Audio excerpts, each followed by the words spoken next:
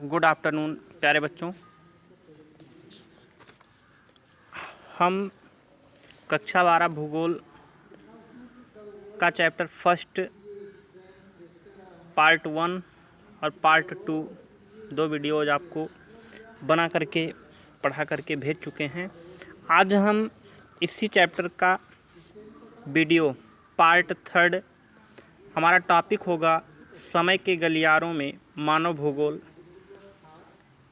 ये हमारा टॉपिक है, इस पर आज चर्चा करेंगे।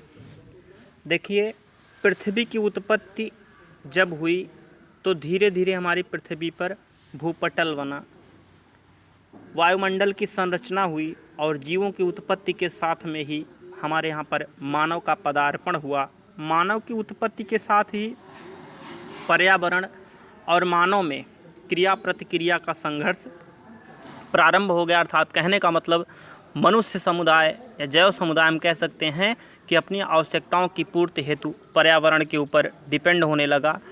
अतः पर्यावरण और मानव की अंतः क्रियाओं के इतिहास की जड़ें बहुत गहरी हैं।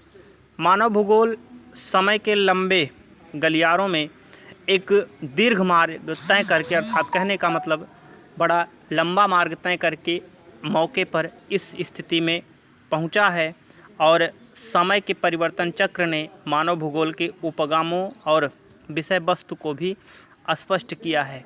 प्राचीन हमारा मानव समाज आदिम के ज़माने का था, अर्थात कहने का मतलब आदिम अवस्था का था।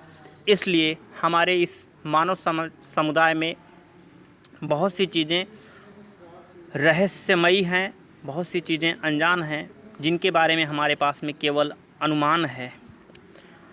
इसके बाद में 15वीं शताब्दी के आसपास यूरोप के साहसी नाविकों ने भौगोलिक खोज यात्रा प्रारंभ करके समस्त विश्व को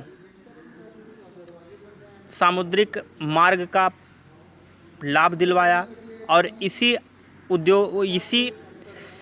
परंपरा और भौगोलिक खोज की यात्रा के परिणाम स्वरूप साम्राज्यवाद का विकास हुआ और साम्राज्यवाद के विकास के परिणाम स्वरूप औपनिवेशिक काल का आरंभ हुआ और समुद्री यात्राओं का विकास हुआ।